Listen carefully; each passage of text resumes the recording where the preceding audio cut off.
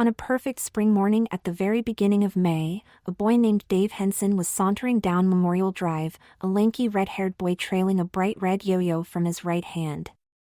School had been out for just over a week and the sidewalks were wavering with soft white heat. It was a fine day to be 12 years old with the entire summer spread out before you. Ridgewick was a sleepy little burg famed for its clement seasons, the kind of place you read about in Ray Bradbury stories. Lawn mowers droned in some remote distance, dragonflies zittered across moist, green lawns. Crossing the intersection at Lancaster Parade, Dave slung the yo-yo into a perfect overhand spin, letting it hover half an inch over the asphalt. The days were getting warmer, you could almost feel the afternoons leaning into summer. In a few weeks, the roads would be bubbling with hot black tar. He continued on towards Memorial Park, leading the yo-yo and keeping to the shade. A fresh spring mistral flickered down the avenue, rustling the overhanging branches. "Hi, Dave." The voice came from somewhere overhead, high, clear and rather sweet. Dave glanced up and saw Janie Watson sitting on a low-hanging bough, feet swinging idly back and forth. Janie wasn't exactly a friend, but they were on pretty good terms. Dave was on pretty good terms with everybody. Janie lived up on the crest, so they often crossed paths on the way home from school. "Hey, Janie," Dave replied, snapping the yo-yo up to his palm. "What cha doing up there?" "Just climbing," Janie answered with a shrug. "You can see all the way to Chamberlain if you climb high enough." "Yeah?" Dave asked, eyebrows raised in vague disbelief. Chamberlain was a collection of distant skyscrapers on the eastern horizon, regarded with semi-mythical awe by the local kids. Dave sincerely doubted you could see much of anything from Janie's vantage point, but he was tempted to climb up for a look, all the same. A glimpse of Chamberlain's gleaming towers would be tantamount to seeing God or something. Unfortunately, he'd grown a little wary of the whole Tarzan thing since he took that fall last year. He'd spent the whole summer in plaster up to his hips, and he didn't much care for a repeat performance. Anyway, the view was pretty good from where he was standing. Janie's dress was breathtakingly short, barely reaching down to the thigh. Slim coltish legs descended towards the sidewalk, smooth and tanned and rather shapely for a kid of 12. A light spring breeze was whispering through the leaves, lifting Janie's abbreviated hemline. Dave found himself craning his neck to see what lay beneath. Which was rather odd, considering that Janie wasn't really a girl. Janie Watson was a transy. There were a lot of transies around Ridgewick these days.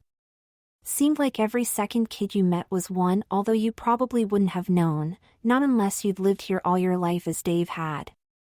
Half the time, you hardly noticed they were even there. Dave knew most of the transies out at Ridgewick Elementary, he'd been through the system with them. There were 8 in the 6th grade alone, something like 90 in the school, all up. A pretty sizable number, considering the school's population was barely 400. Transies were transgendered children, kids who were neither male nor female, but composites of both. They were also known as transfemmes or T-girls, depending on which part of town you came from. They seemed to have a lot of different names, actually. Chamberlain Central News referred to them as the transsexual generation, the one that came after the Pepsi generation, evidently. The Ridgewick Advertiser had labeled them the third sex, while the North American Journal of Genetic Research described the phenomenon as toxically induced sexual morphosis, TISM for short. On the other hand, some of the local epithets were dubious to say the least. Old Man Nevin at the Beef and Burger called them fruits. Coach Phillips out at the high school dismissed them as queer boys, and later claimed he was the victim of a fag conspiracy when he lost his job. Reverend Daniels from the League of Christian Decency denounced them as an abomination in the eyes of God. Of course, the kids around Dave's neighborhood, none of whom ate at the Beef and Burger, had eventually settled for transies, a child's diminutive which seemed less threatening and somehow more familiar. No one quite remembered who had coined the phrase, but it had passed into the vernacular back in the 3rd grade, and was now the generally accepted term on the east side of town. Dave had once asked his mother how a boy became a transy. Looking back, David realized that his mom had been expecting this particular question for quite some time. Most parents tell their kids about the birds and the bees. In Ridgewick, they discuss something else entirely. Apparently, it all had something to do with a chemical refinery over in Blacksland. The place used to make insecticides and defoliants, whatever that was, and there'd been this big chemical leakage about 15 years ago, several years before Dave was born. The EPA had shut the refinery down, hoping to limit the damage to the surrounding environment, but by that time, the damage was already done. A whole bunch of weird stuff started to happen over the next couple of years. Babies were born with webbed feet, some with mashed-up faces and crazy, twisted bodies. Others had gills and tails and the damp, moist skin of an amphibian. It was like something out of the Twilight Zone. All of these died very young, which Mom thought was something of a blessing, and people hoped that was the end of it. But then the first transies came along. According to the medical journals, there were 2 distinct forms of toxically induced sexual morphism. Dave's mother had read a lot of articles on the topic for some reason. The first were intersexuals, anatomical hermaphrodites with a foot in both camps, although they more often passed as female. These were comparatively rare, despite being the first to appear after the Blacksland disaster. The second, and more common, form of TISM was known as transfemininity. Transfems were biological transsexuals, young boys who morphed into little girls over a period of years. Exactly how this happened, no one was entirely sure, but Dave's mother had told him it was a little like going through puberty, except that you changed from one sex to another. This particular revelation had provided Dave with more than a few sleepless summer nights. Transfems tended to be frail and delicate from birth, with girlish features and slender proportions. Most began to turn around the age of 7, taking at least 3 years to complete the process. From there, they continued through a more conventional puberty, though none were capable of menstruating or bearing children. Janie Watson was a typical transfemme. He was, in fact, the quintessential transy, small, petite, and indistinguishable from a real girl. It wasn't just his appearance either, it was his behavior, his voice, his overall personality. He walked and talked and acted like a girl. Always had, even back in the 1st grade, when he wore Oshkosh overalls and Doc Martens for boys. Dave himself wouldn't have known the difference if they hadn't started out in the same class 6 years before. He found it easier to think of Janie Watson as a girl nowadays. Truth be told, he found it practically impossible to think of Janie Watson as anything else. Especially since she'd begun wearing a training bra. 3. Are you okay? Janie asked, noticing the way he was tilting his head around. Huh? Oh, yeah, I'm fine, Dave replied, hastily adjusting his vision and wishing he had something clever to say. Unfortunately, spellbinding one-liners had never been one of his strong points. Baseball cards and Superman comics were more his speed. You look like you've got a crick in your neck, she observed, leaning back on the branch and raising her legs in a seesawing motion. Her dress crept up several inches, exposing a generous amount of Janie flesh. Dave struggled to keep his gaze off her smooth thighs. No, nothing like that, he said, casually reeling his yo-yo up and down. I just got the sun in my eyes.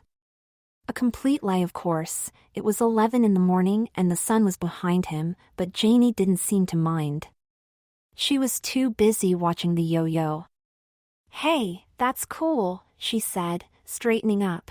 Can you do any tricks? I can do round the world, Dave answered, grateful for an opportunity to show off his virtuoso talents.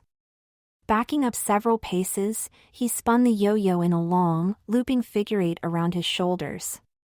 The whirling red discs streaked past half a dozen times before returning to his open palm. Wow! Janie exclaimed, genuinely impressed. What else can you do? Well, Dave began, then launched into a demonstration of his considerable repertoire, his face glowing with secret pleasure. The whole routine lasted nearly 2 minutes while he wove through the various configurations. He finished up with a very passable triple Lindy, then glanced up into the branches, silently hoping for a standing ovation. He wasn't disappointed. Janie was leaning forward on the crook limb, staring down at him as if he was some kind of Houdini. Better still, her skirt had inched all the way to the top of her thighs. That's really good, Dave, she applauded, shifting her bottom to a more comfortable position. I got a yo-yo at home, but I can't do anything like that. Dave opened his mouth to wave off her praise. Hey, no big deal, I'm just a born genius, you know how it is, but the words never made it past the back of his throat. In adjusting her center of balance, Janie had splayed open her thighs. Dave could see clear up to her silky white gusset. He stood goggle-eyed for several seconds, his mind dissolving into a mass of babbling white noise. Like most boys of 12, he could be reduced to a blithering idiot by the slightest flash of panty. It's not that difficult, he answered, finally recovering his voice. All you need's a bit of practice. It was true enough, all you needed was a quick wrist and 18 hours a day. He risked another upward glance and was slightly disappointed to discover he couldn't see up her dress anymore. She'd moved further down the branch, and towards the middle, and her skirt had slid down with her. Halfway to the knees, hiding just about everything. Well, he supposed it served him right for trying to sneak a peek at a girl's underpants. Except she wasn't exactly a girl, was she? He looked off down the road, wondering what he'd been thinking. Maybe you can teach me, Janie said, looking down at him from the middle of the bow, her pretty face ringed by a curly blonde halo. Well, sure, Dave replied with a good-natured shrug. Why not? She wasn't bad company now he was getting to know her a little. Might even be fun to hang out with, they had a lot of friends in common, come to think of it. Strangely, he couldn't help wishing she'd show him a little more of her panties, just out of curiosity, mind you. He was interested to know what they looked like, if they were any different to what a real girl wore under her skirt. Unknown to Dave, practically every one of his friends wondered the same thing, though none of them would have dared admit to it. Less than 1 second later, Dave's unspoken query was answered, quite abruptly, and to his most profound amazement. Good. Janie laughed, tipping backwards over the branch. Hooking her knees over the bough, she suddenly swung upside down, with her long golden hair sweeping towards the ground. Her bright red sundress flopped inside out, revealing her shiny white panties to Dave's astonished gaze. His pupils widened in automatic reaction. For a moment, he honestly thought his heart was going to stall in mid-beat. It was as if she'd been reading his mind. So where are you going now? She asked, oscillating back and forth above the sidewalk. Memorial Park, Dave answered after an indescribably long pause. His eyes skittered over Janie's underwear, recording every stitch, fold and wrinkle. They were plain nylon briefs, the kind that came up to the belly button, but he was utterly mesmerized by the spectacle. It wasn't the first time he'd seen a girl's panties, but he couldn't recall ever being this close before. They sort of glittered in the morning sunlight, rippling like liquid silver. Can I come too? Okay, Dave answered without a moment's hesitation. At this point, he would have agreed to a frontal lobotomy if she'd suggested it with her skirt over her head. He stood in a slack-jawed fugue, watching the dress creep gradually south. It had no real waistline, nothing to hold it onto her body.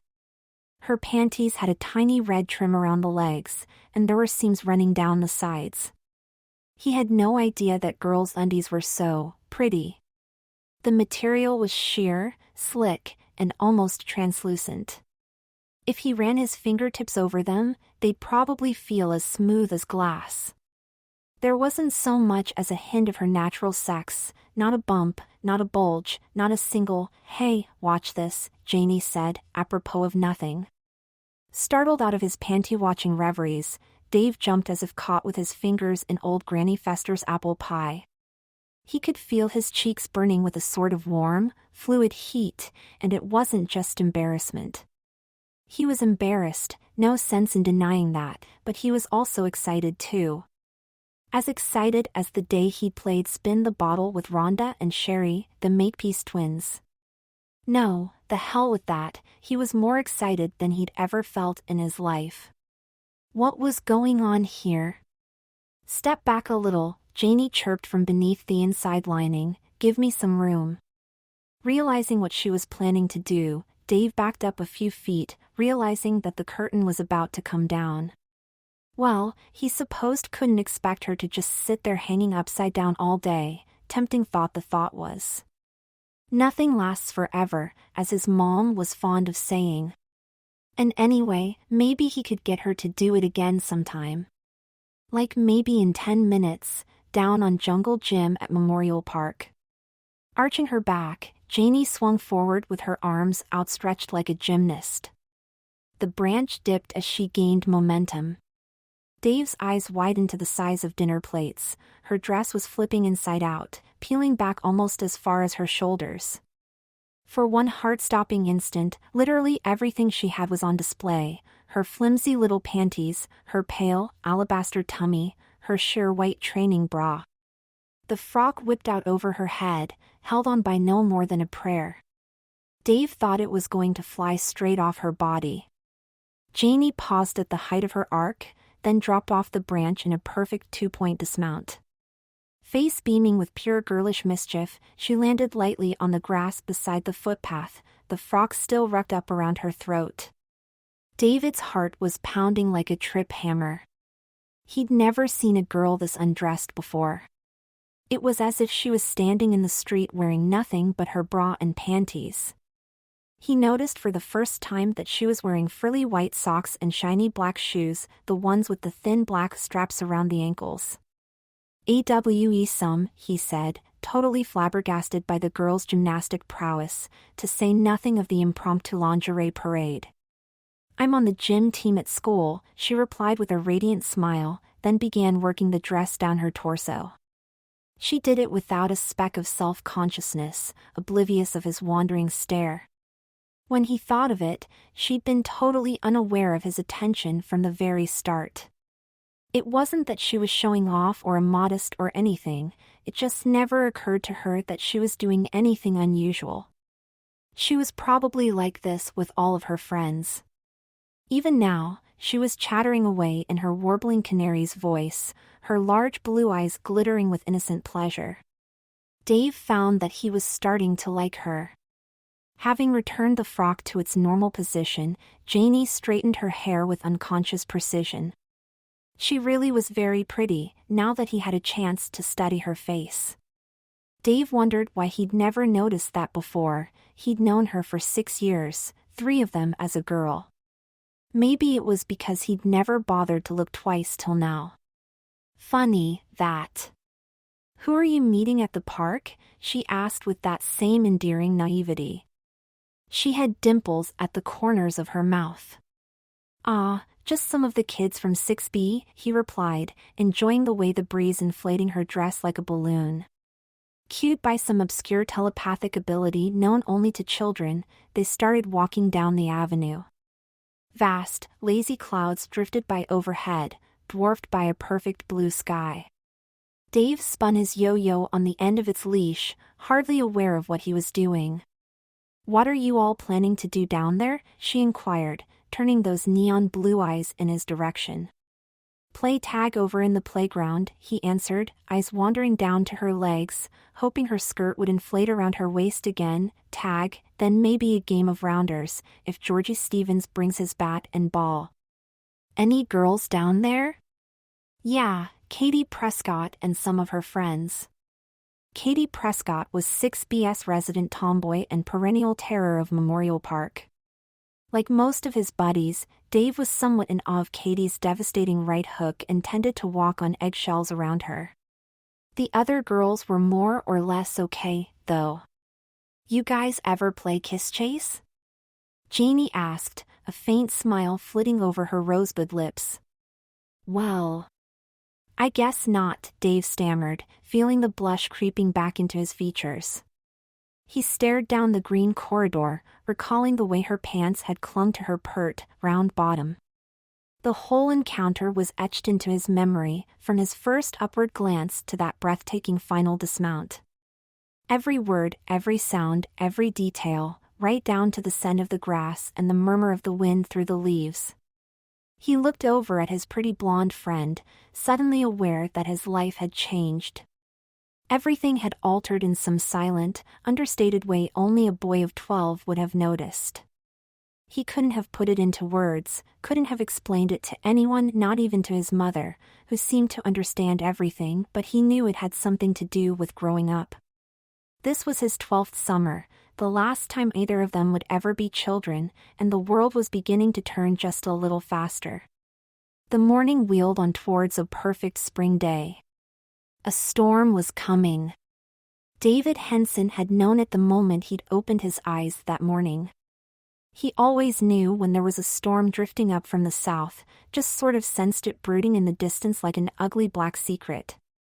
His grandmother had been able to do the same thing, predict the weather, sometimes days in advance. She'd been a spooky old lady, his grandma. 89 years old with a mouth full of venom and a voice that could crack a mirror from 60 yards. The kind of woman who kidnaps little boys and cooks them into gingerbread. All the same, she was always dead accurate when it came to predictions, pretty scary in itself when he thought about it. Dave had secretly rejoiced when they'd finally packed her off to the nursing home last year, cackling like some geriatric hyena, but it later occurred to him that precognition might not be the only thing that ran in the family. Be that as it may, Dave figured that dementia was still a long way off, and he had more pressing concerns for the time being. Despite the warmth of the day, he wanted to wear his waterproof parka, a dark blue rain slicker with an adjustable hood. It was about 3 sizes too big and weighed like 80 pounds, but Dave knew it would keep him warm through an avalanche if need be. Dave's mom had shaken a skeptical head when he told her the skies were crystal clear aside from a couple fleecebacks skimming the horizon. Wasn't enough there to fill a teacup from what she could see. But Dave had been adamant there was a storm brewing to the south, a big one judging by the ringing in his ears, and he wasn't about to get caught in a gosh darn tornado without a slicker. His mother finally capitulated, not so much because his arguments had swayed her judgment, but because he sounded cute when he said things like gosh darn. Dave had headed stoically into school, trudging along the pavement while the sun beat down from an endless blue sky. Upon arrival, he'd endured the sneering ridicule of his classmates with almost superhuman patience, sweating bullets beneath half a ton of blue Gore-Tex. The morning lengthened to midday without a single cloud crossing the yardarm, but Dave stubbornly refused to remove his parka. Doubts were cast over his sanity by fans and critics alike. Even little Janie Watson was puzzled by his behavior, although she made no comment on his mental state. Back in the classroom, he sat gnawing the end of his pencil, watching the window the way others watched the clock. And there it was, just as he'd expected.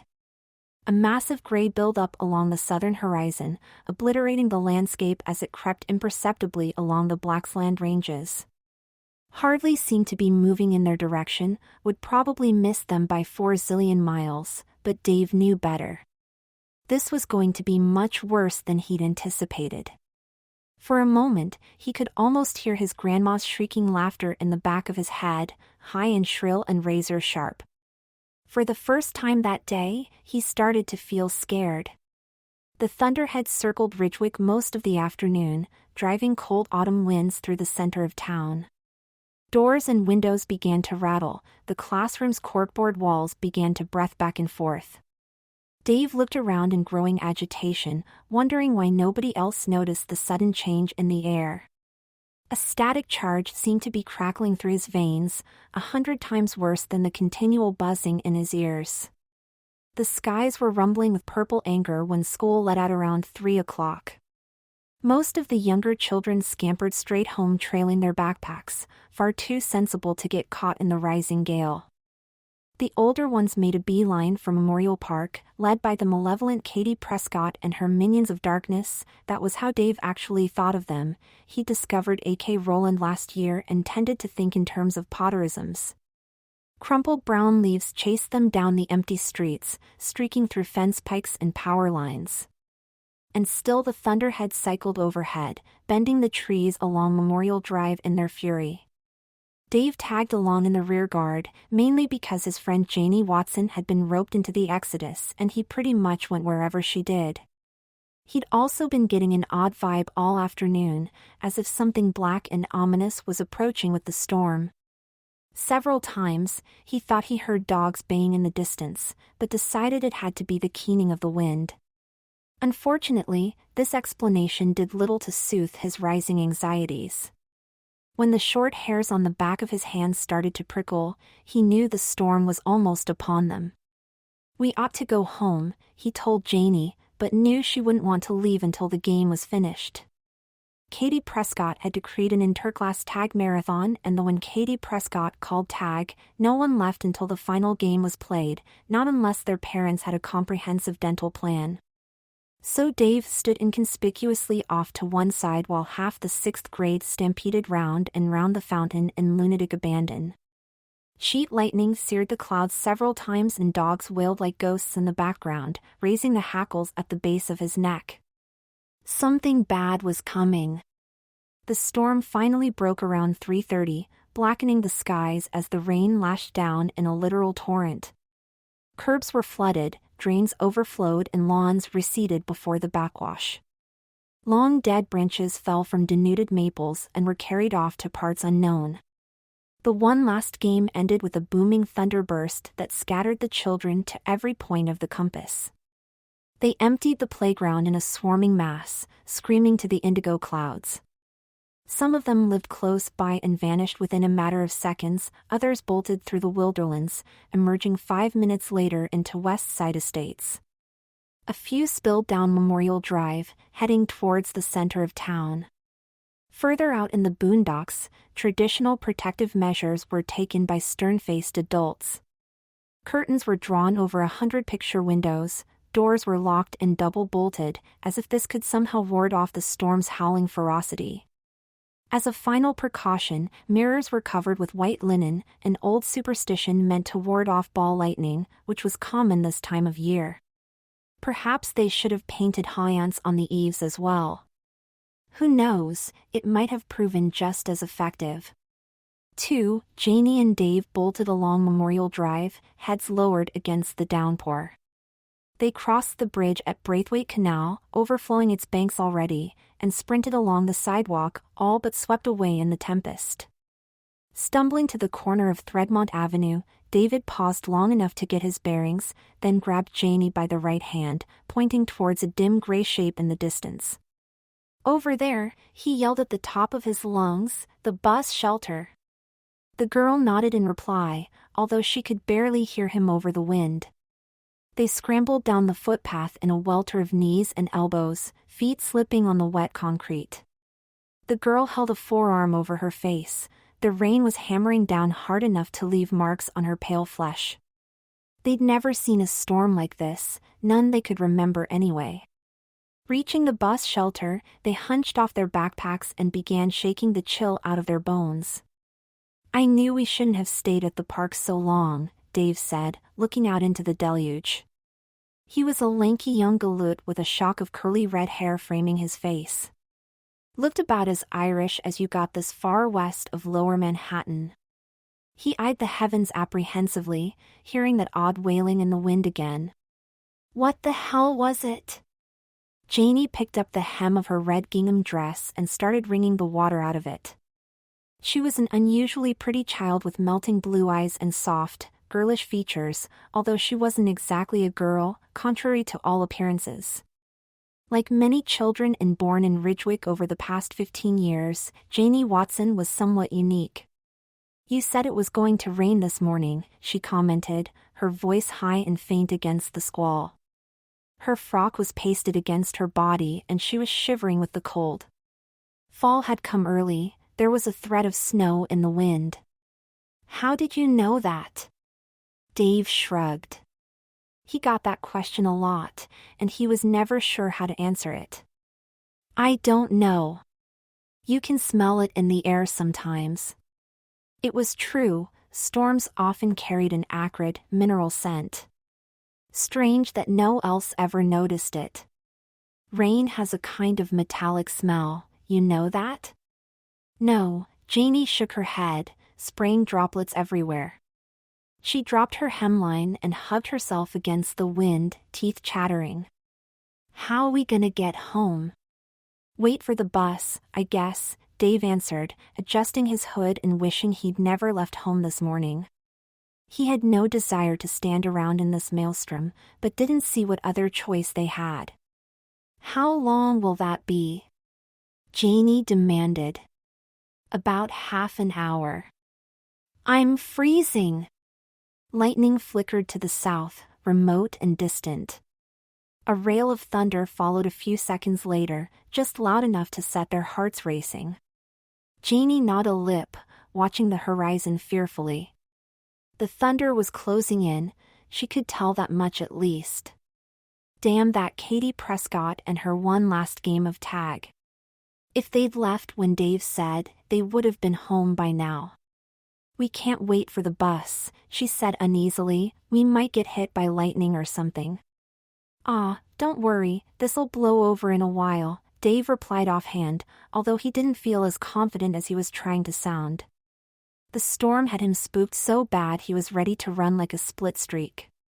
The skies were darkening almost by the minute, and that peculiar wailing was getting closer. Whatever it was, Dave didn't care to be here when it arrived. All the same, he didn't want to worry Janie with his fears, she looked scared enough as it was. We'll be safe here, he reassured her, waving a dismissive hand about in the air, that lightning's about a zillion miles away. I mean, if you count the seconds between, his words were drowned out by a deafening concussion directly overhead.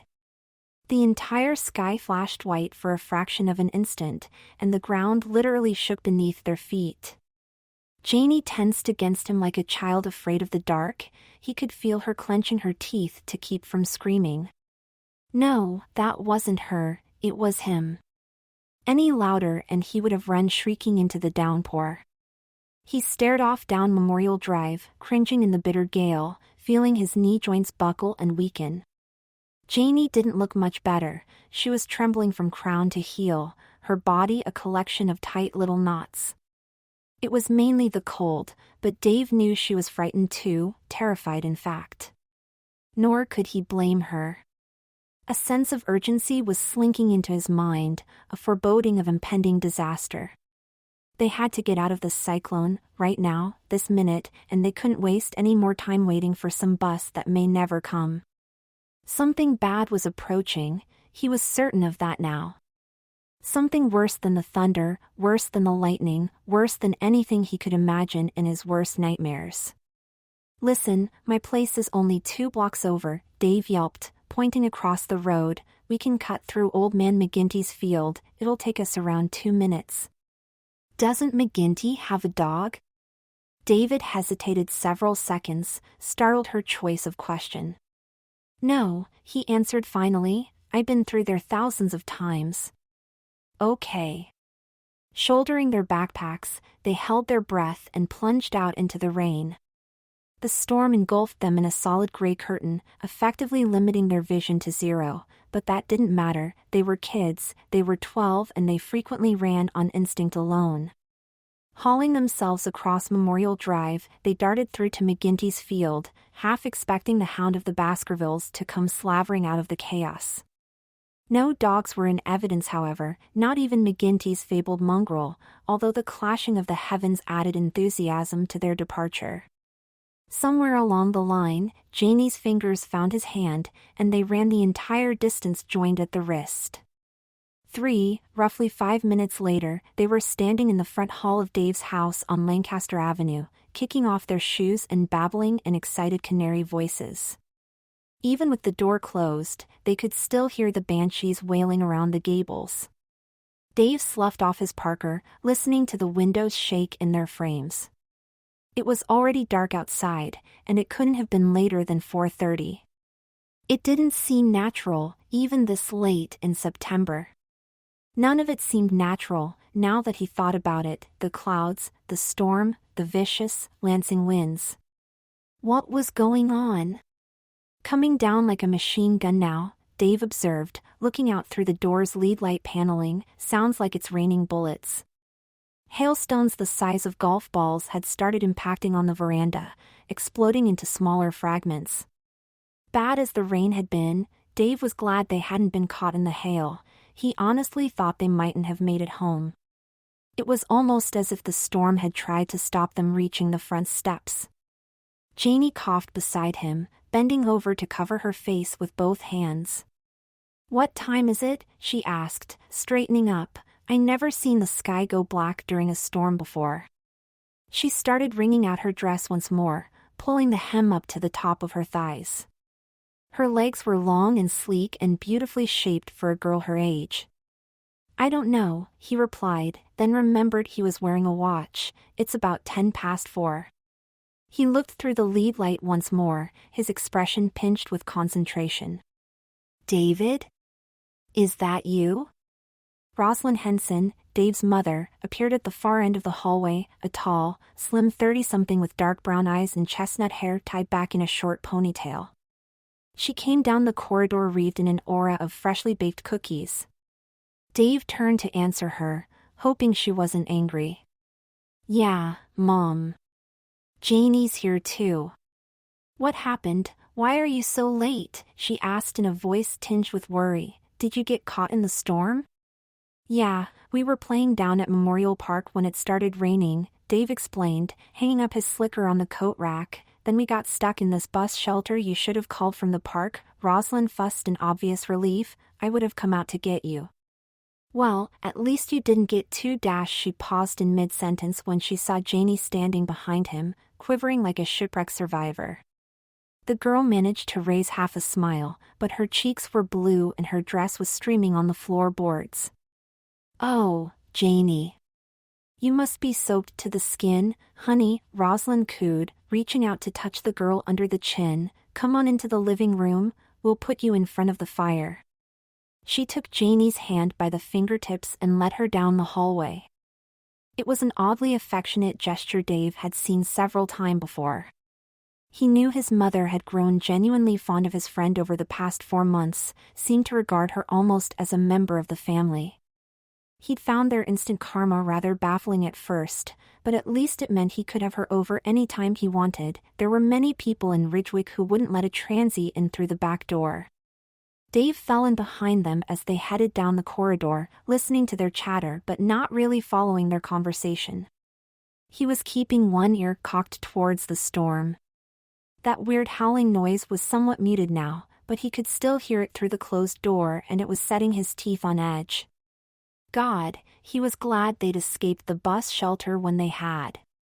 Janie sneezed as they walked into the living room, doubling over in a rush of moist blonde curls. Rosalind led her over to the fireplace, glancing down at her in some concern. "That's a nasty sneeze you've got there, sweetie. Let's get you out of those clothes before you catch cold." And Janie did a double take. What did Mrs. Henson just say? Something about taking her clothes off? No, that couldn't have been right. She looked over at Dave for confirmation, but he didn't seem to have heard. He was heading for the armchair over by the TV, the remote already in his hand. As she watched, he sat down and started flicking through the channels, barely aware of their presence. Seemed rather distracted, as a matter of fact. Arriving at the fireplace, Mrs. Henson sat down on the sofa and drew Janie up in front of her, holding her by both hands now. "No wonder you're sneezing so hard," Rose told her sympathetically. "Your hands are like blocks of ice." "The rain was freezing, Mrs. Henson," she stammered under her breath. "See, colder than the snow we had last year, I think." "Well, don't worry. Once we get that dress off, you'll warm up in no time." Reaching forward, she began undoing the buttons down the front of her dress. Janie's heart fluttered in her chest as she realized what was happening. Mrs. Henson was going to undress her, right here in the living room, as if she was no more than 4 years old. In a few seconds, she'd be stripped to her lacy white underwear. Arctic heat prickled up and down the back of her neck, her blood pressure began to spike. Rosalind's hands moved slowly down her front, and then the frock was hanging open to the waist, revealing a hint of dainty white training bra. Janie looked down at herself in childish curiosity. Her skin had assumed a faint orange glow in the firelight, her tummy was buzzing with gooseflesh. Felt good in a way she couldn't quite define. She cast a furtive glance towards Dave, wondering if he was watching out of the corner of his eye. He seemed preoccupied with the TV, but she couldn't tell for sure. Normally speaking, she wasn't self-conscious around Dave. He'd seen her panties like 1,000,000 times since last August. That had never really bothered her, they'd grown very close over the past few months. Close as cousins, close as brother and sister. All the same, she couldn't help feeling just a trifle naughty, all things considered. Rose noticed her expression and deduced its meaning immediately. Very few things escape a mother's notice, even when the child concerned wasn't her own. Janie was probably feeling a little modest, the way any 12-year-old would. Well, that could be remedied simply enough, although she doubted that Dave would appreciate the solution. Smiling quietly to herself, Rosalind called her son's name. Dave glanced over at his mother, eyebrows raised in mute inquiry. "Could you go upstairs and get a blanket for Janie?" Rosalind asked, absently undoing the next button. "She's freezing to death over here." "Sure, Mom," Dave replied, replacing the remote and hopping off the armchair. Chamberlain Regional News droned away in the background. "And while you're up there, could you get my hairbrush off the dresser, too?" She looked back to the little girl and touched her on the nose. "We'll do your hair while we're at it, sweetie." Janie shot her a sweet, demure smile and looked down at her feet. "Okay," Dave said with an offhand tilt of his head, and stepped through the living room door. Rose watched him leave with a raised eyebrow, surprised he hadn't put up more of a fight. Odd behavior indeed for a boy his age, hardly seemed to notice there was a 12-year-old girl getting naked in his living room.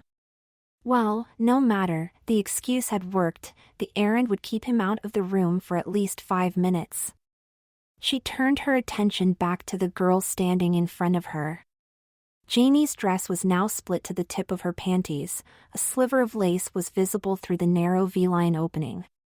Her torso was glistening with rainwater, soaking wet cotton adhered to her figure all the way up to her neck. Time to get her out of that dress before she turned blue. "Still cold, honey girl?" Mrs. Henson asked, popping the last button. Janie's frock fell completely open, exposing her slinky white panties. "Yeah, a little," she replied with a shy giggle. A gentle, fluid heat was creeping through her tummy, raising her temperature by lush degrees. It had nothing to do with the fireplace. This was the first time she'd ever been undressed by anyone besides her own mommy, and she was almost breathless with embarrassment, a rich, sultry kind of embarrassment that bordered on expectation.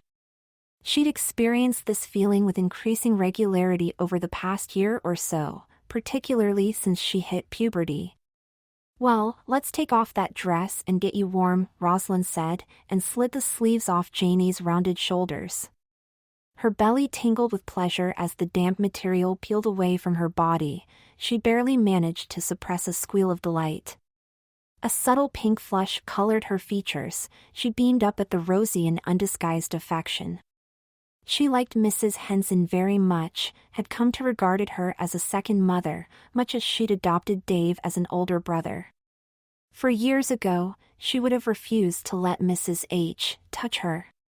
But 4 years ago, she'd been a completely different person. Rosalind lowered the frock over her waist and hips, dropping it to the floor with a loud, wet slap. A delicious tremor swept through Janie's system as the air kissed her bare skin, electric fire danced up and down her spine. An odd sense of pleasurable humiliation flooded her mind as she stepped out of the dress and stood up in her bra and panties. She looked up at the older woman, her complexion darkening to a deep, helpless crimson. "Okay, turn around," Rosalind said, patting her gently on the hip. "We don't want you to getting a chest cold, do we?" Janie's eyes widened with surprise. Mrs. H was going to take off her training bra. Her heartbeat kicked into overdrive as she obediently turned her back and faced the door, arms hanging loosely by her sides. This was terribly embarrassing, no sense denying that, but it was also sort of nice. Like most little girls, Janie loved being spoilt. The breath caught in her throat as Rosalind's fingers found her bra strap. Was Mrs. Henson going to make her take off everything, even her panties? Deep breath, sweetheart. Janie arched her back as Rosalind popped the clips. The brassiere gave way with an audible twang. It was 6 months old and one size too small, the shoulder strap slipping loosely down her arms. Pert, tiny breasts flashed into view, gently curving nubs tipped with red, pointed nipples. Janie raised her hands to cover herself, then noticed the bra was still tangled around her elbows. Giggles threatened to bubble up from her tummy as she imagined how she must have looked. What if Dave came back and saw her like this? Rosie took her by the shoulders and turned her round, peeling the brassiere off her arms. "I'll put those things in the dryer in a minute," she said, dropping the bra to the floor next to the dress. Janie stood before her, a lithe, pretty 12-year-old wearing nothing but her white nylon underpants. She looked round the room feeling small, helpless, and terribly vulnerable. And incredibly, it was the most wonderful feeling in the whole wide world. "Now," Rose said, taking the girl's hands and bringing her forward again, "let's have a closer look at you." Rosalind Henson was 33 years old and had lived in Ridgewick all her life. She'd been in her late teens when the Blaxland disaster made national headlines, and like many of her friends, she'd witnessed the arrival of the first transsexual children, though none of them had realized it at the time. TISM doesn't manifest until the 8th or 9th year, and sometimes not until the advent of puberty. Rosalind considered herself very fortunate in this regard. David had never developed transfeminine characteristics, and probably never would at this late stage. It was like winning the lottery in a way. She delivered a perfectly normal baby, quite an unusual event in this particular town. Unfortunately, the pregnancy itself hadn't been free of complications. Dave had arrived slightly premature, not enough to endanger his health, but more than enough to endanger hers. A breech birth had exacerbated the situation to critical levels, and her doctors had opted for a C-section. Several minor disasters ensued in a virtual cascade of agony, but at the end of her ordeal, the nurses had handed her a beautiful, red-haired baby boy. Along with the worst news she could otherwise have imagined. Was it somehow related to the Blaxland disaster? Probably not. Her pregnancy had been a textbook case study right up to the 8th month. It wasn't unheard of for a woman to lose the ability to conceive following a difficult delivery. Nevertheless, it had come as a crushing blow after everything she'd endured to bring David into the world.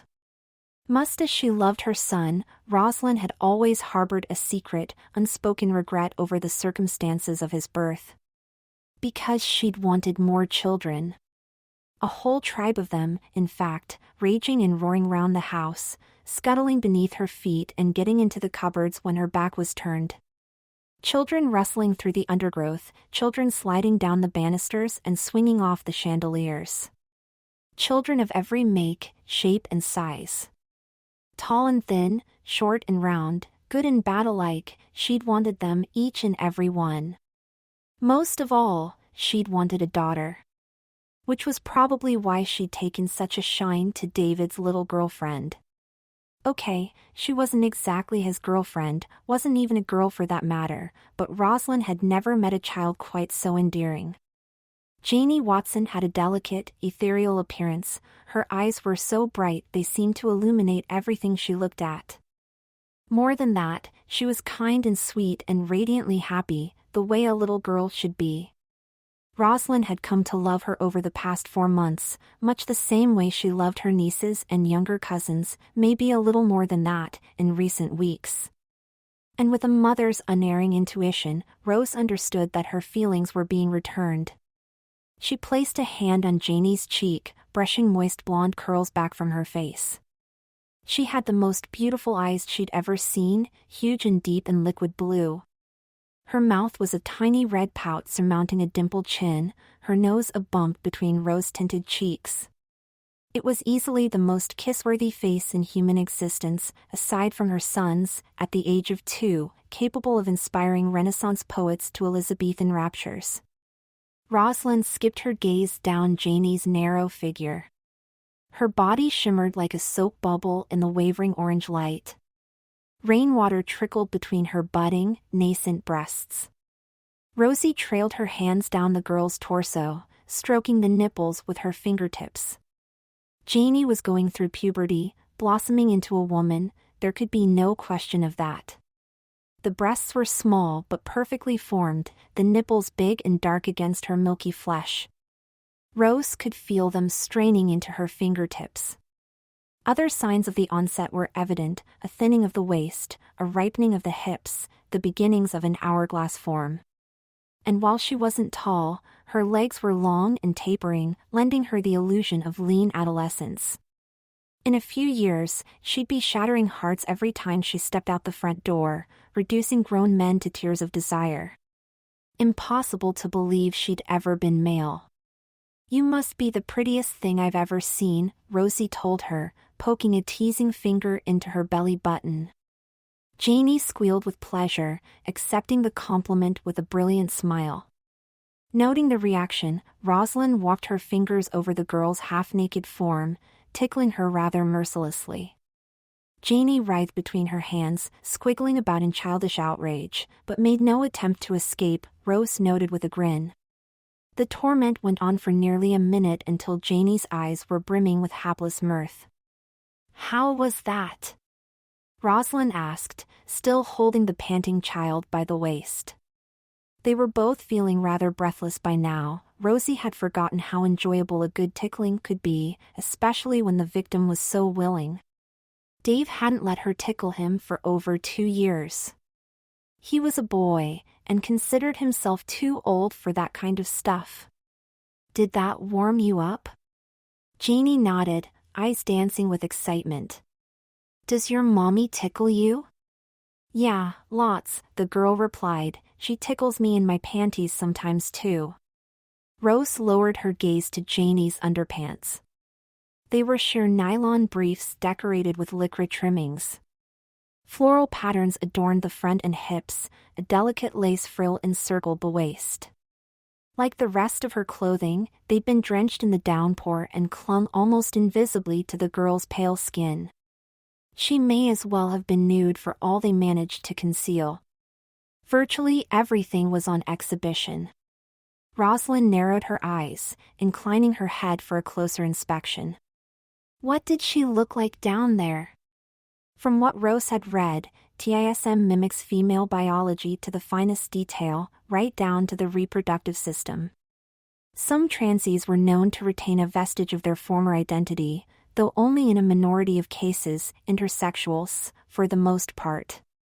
Needless to say, Rosalind understood it was none of her business what Janie had between her legs, but couldn't help wondering if she belonged to that negligible percentage. That was odd, something seemed to be missing. The nylon was virtually transparent, but there were no lips, no cleft, nothing to indicate that she was female. Trouble was, there was no penis either, just a smooth, featureless hump that curved away between her thighs. Reaching down, Rosie looped her thumbs through the waistband and stretched the pants tightly against the girl's skin. A vague frown crossed her features. Despite their gossamer transparency, not trace of Janie's labia showed through her underwear. It was as if she had nothing down there, nothing at all. What did it mean? Was she completely asexual? "Do I have to take off my panties too?" Janie asked naively. Rosalind stared at her in some surprise, mainly because she'd been thinking precisely the same thing, then shook her head. Truth be told, the temptation to satisfy her curiosity was practically overwhelming, but Rose knew she couldn't remove Janie's underpants on a whim. Anyway, David would be back in a minute. She had to think of him. At 12, he was both too young and too old to see his little friend buck naked. She wasn't sure if he should see Janie in her panties either, but they'd worry about that when he came downstairs. "No, they'll dry out soon enough, sweetie," Rosalind said, releasing the band with a snap. "They're halfway there now." Before another word could be spoken, a strafe of lightning flickered beyond the window, followed by a blast that quaked the house to its foundations. The ceiling trembled, the lights blinked out of existence, and Janie leapt into Rosalind's lap with a startled cry. Coiling her arms around the woman's neck, she buried her face in Rosie's shoulder, struggling to control her whimpers. The thunder was so close now, almost inside the room with them. "You scared of the storm, honey?" Rosalind asked, unnerved by the light show herself. Sounded like the roof was going to collapse, that time. Janie nodded, biting her lip to keep from sobbing. "Nothing to worry about, baby," Rose soothed, smoothing down her rain-matted hair. "The lightning can't hurt you in here." Janie snuggled up against her Rosalind mom, a fragile little girl in flimsy white panties seeking warmth and protection. She could hear the night raging against the walls like some vicious, black animal, and the sound terrified her. It was trying to claw its way inside. Any moment now, the front door would explode off its hinges and the beast would rush snarling down the hallway, its red coal eyes as huge as storm beacons. "Honey, you're still shivering," Rosalind said, gathering the child so close they were practically breathing through each other's mouths. "Come on, let's get you closer to the fire." She started chafing Janie's slender limbs to get her blood flowing. Warm, gentle hands roamed over her body, massaging her back, her thighs, her lush, right bottom. Janie melted gratefully into Rosie's arms, closing her eyes and sighing in pleasure. Cheeks were kissed, faces nuzzled, and earlobes nibbled without mercy. Outside, the storm tore through lawns and gardens, uprooting trees and lifting roofs in its wake. The keening winds slammed at the doors and windows, seeking entry through slot and jamb and keyhole. The skies were totally black now, not a single shaft of moonlight penetrated the swirling clouds. It was a wild, hellish night, the stuff of terror and nightmare. Of all of this, Rosalind Henson was largely unaware. She'd found the daughter she'd lost the day her son had been born, and nothing else mattered to her at this point.